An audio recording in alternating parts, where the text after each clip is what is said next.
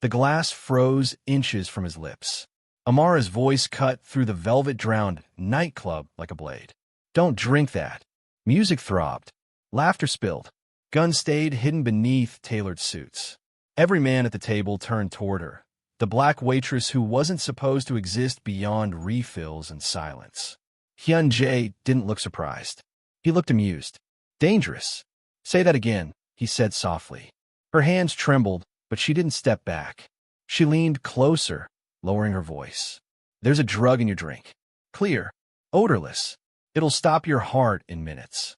The bodyguards moved instantly. A chair scraped. Someone reached for a weapon.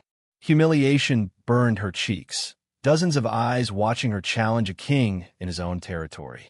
Hyun Jae lifted the glass anyway. Amara's breath caught. If she was wrong, she'd be fired. If she was right, she'd be dead.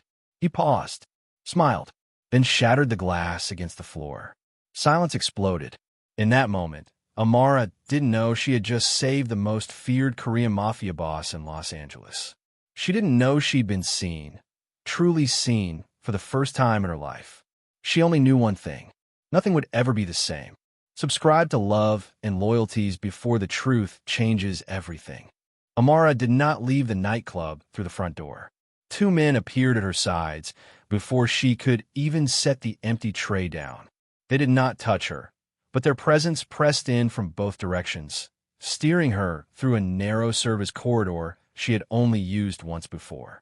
The bass from the club faded behind steel doors, replaced by silence and the faint hum of security cameras.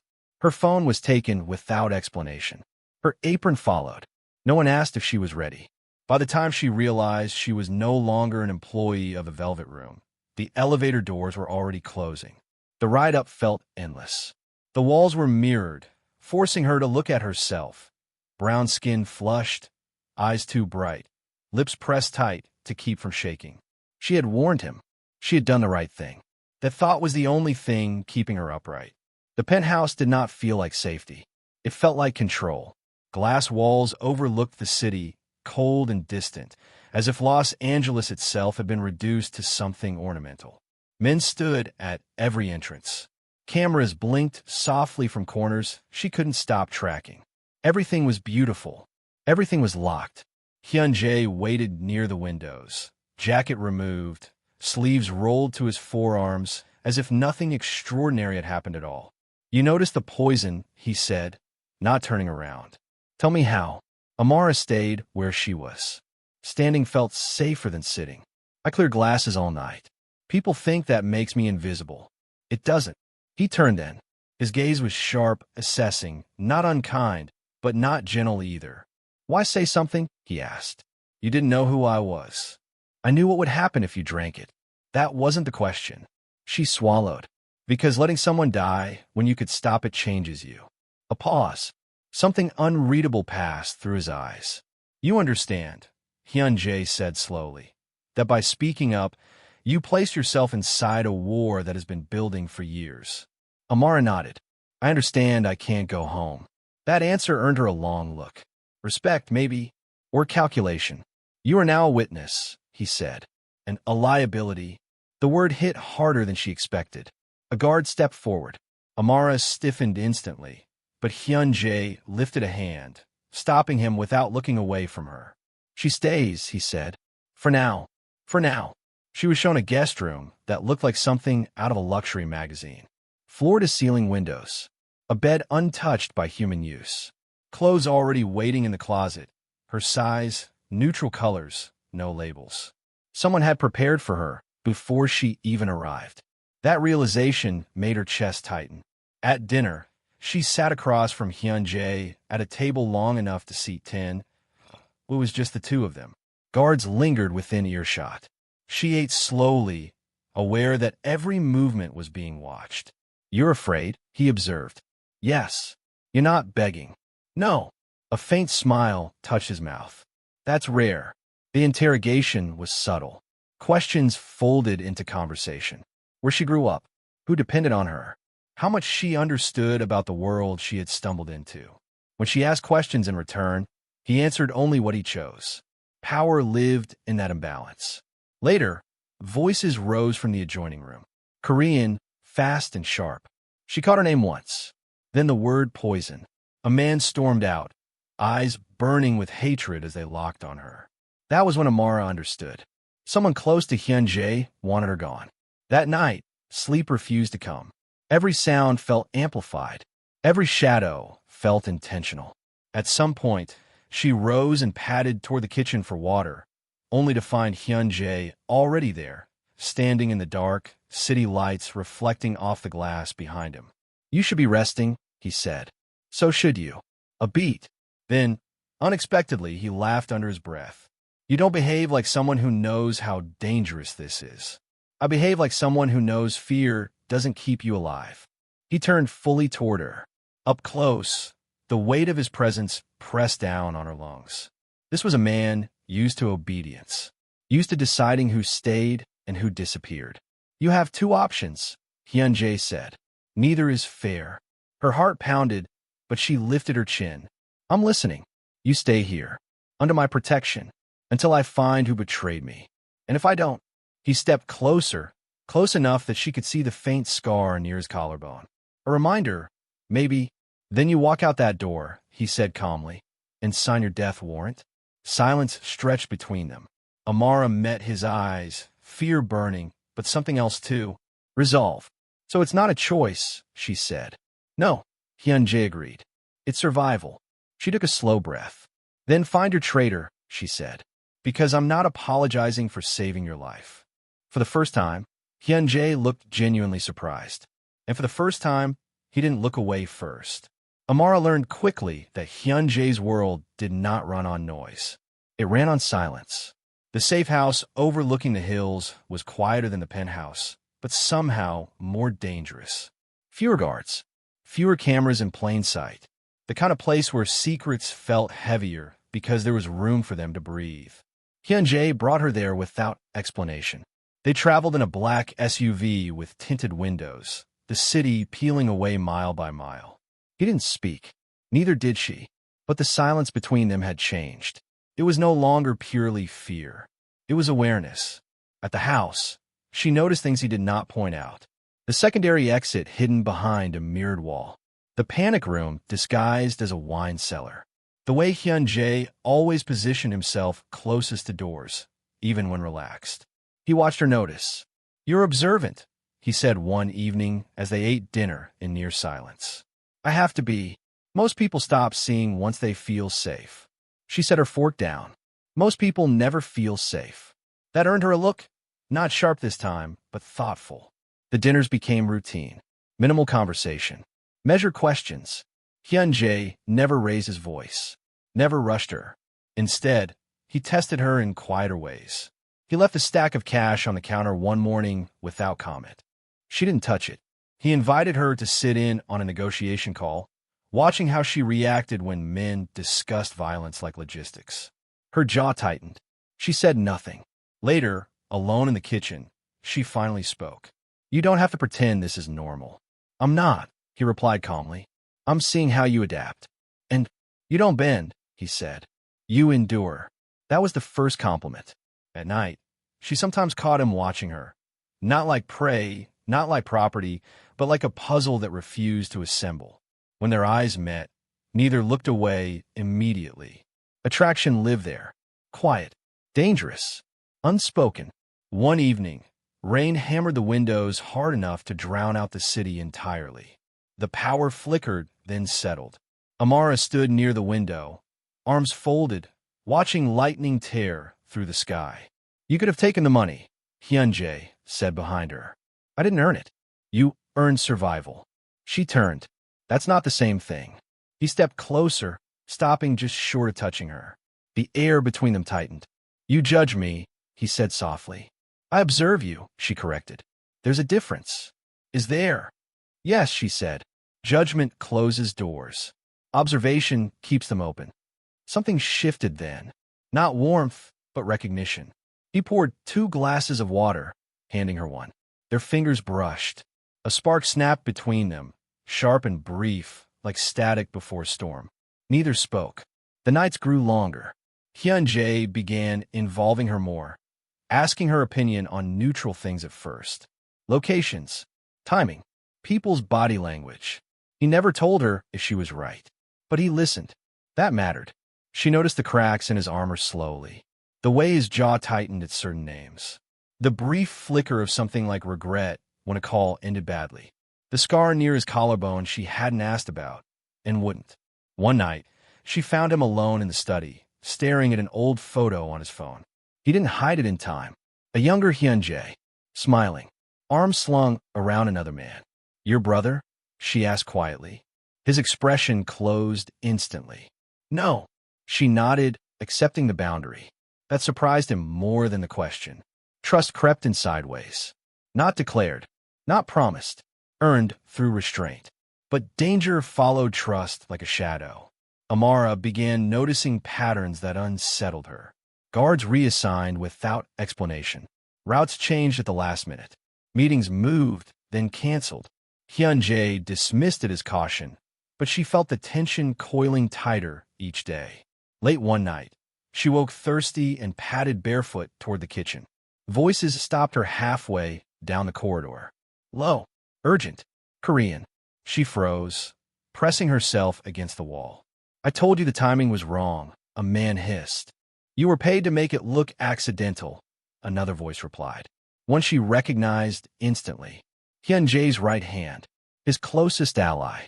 Her pulse thundered in her ears as she strained to listen. "She saw too much," the man continued. "The waitress." A pause. Then, colder, "She won't be a problem much longer." Amara's stomach dropped. Footsteps shifted. She retreated silently, heart slamming against her ribs, mind racing. This wasn't paranoia. This was betrayal. Close, intimate, lethal. When she reached her room, she locked the door and slid down against it, breath shaking. Hyun Jae trusted the wrong man, and that trust was about to get him killed. Or worse. She stared at the ceiling, the rain still beating against the windows, and understood the truth she had been circling for days. She wasn't just under his protection anymore. She was standing between him and a coup. The truth did not come gently. It arrived in blood. Hyun Jae listened without interrupting as Amara spoke. They stood in the study, doors closed, guards dismissed. Her voice shook only once, when she repeated the words she had overheard. The name of his closest ally landed between them like a live wire. When she finished, silence followed. Hyun Jae did not deny it. He did not question her. He only nodded, once, as if a final piece had clicked into place. "Thank you," he said quietly. That was when Amara knew something terrible was about to happen. The meeting was called within the hour. Men arrived from different corners of the city, their expressions carefully neutral. The air inside the safe house thickened with tension. Amara stayed near the wall, unseen but listening, watching the way Hyun Jae's presence shifted the room. His ally stood confidently across from him. Too confidently. The accusation was delivered without emotion. Evidence followed, bank transfers, call records, surveillance stills. The room turned cold. The man laughed once, sharp and brittle. Before reaching for a weapon he never had time to draw. The gunshot echoed through the house. Amara flinched as blood hit the floor. No hesitation. No mercy. Hyun Jae didn't raise his voice. He didn't look away. He watched as the body fell, then turned to the others. "Clean this," he ordered. Anyone else who thought loyalty was optional should leave now. No one moved. Power settled back in a place like gravity. Amara's chest felt hollow. Later, she stood alone in the bathroom, scrubbing her hands under water that never seemed hot enough. The image replayed behind her eyes. The sound, the stillness afterward, the way Hyun Jae's face hadn't changed at all. When she stepped back in the hall, he was there. "You shouldn't have seen that," he said. "I shouldn't have saved you," she replied, before she could stop herself. The words cut deeper than she intended. Hyun Jae's jaw tightened. "That man would have killed me. And now I know exactly who you are." He took a step closer. "You've always known." "No," she said, voice rising. "I knew what you did. I didn't know how easily you did it." Silence stretched. Outside, thunder rolled. "You think I enjoy this?" he asked finally. "I think you accept it." He looked at her for a long moment. Then, unexpectedly, he sat. The weight in the room shifted. There was a woman, Hyun Jae said. Once. Amara froze. I was younger, he continued. Not careful enough. I loved her openly. Trusted the people around me. His voice stayed level, but his eyes darkened. They used her to reach me. Kidnapped her. Made me choose between surrendering power or watching her die. Amara's breath caught. I chose wrong, he said. They killed her anyway. The room felt too small to breathe in. Love, Hyun Jae said quietly, is leverage. And leverage gets people buried.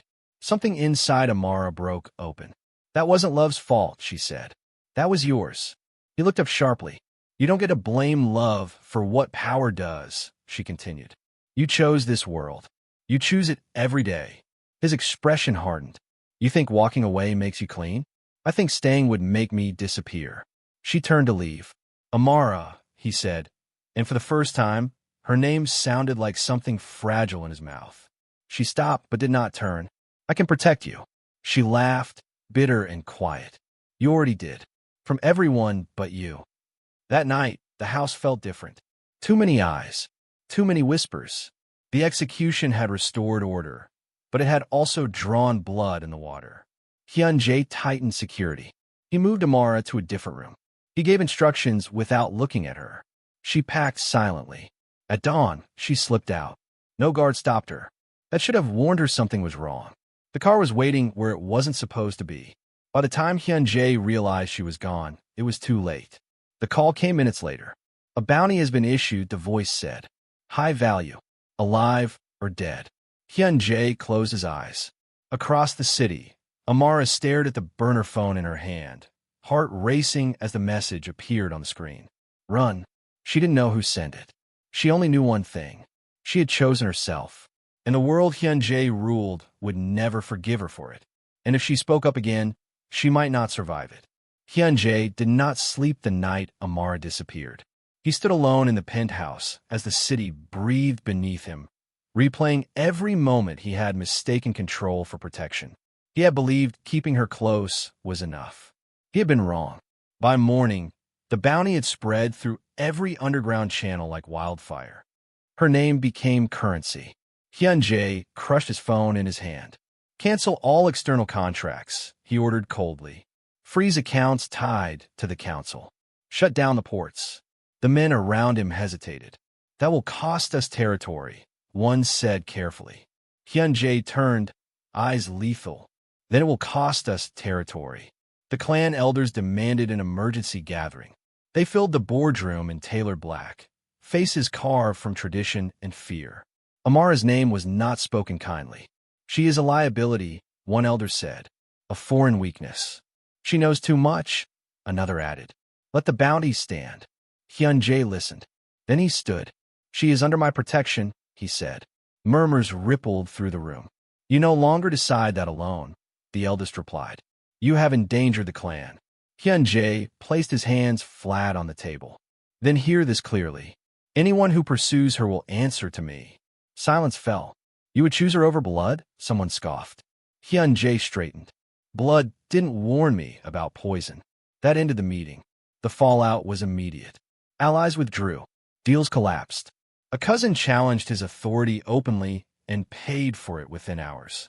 Hyun Jae dismantled the conspiracy piece by piece, freezing assets, exposing traitors, burning bridges that once guaranteed power. He bled influence. He did not stop. Meanwhile, Amara moved like a ghost. Safe houses arranged by strangers. Names she never learned. She trusted no one. Slept with her shoes on. Every knock made her flinch. She did not know Hyun Jae had ordered the bounty reversed. She only knew the world was hunting her.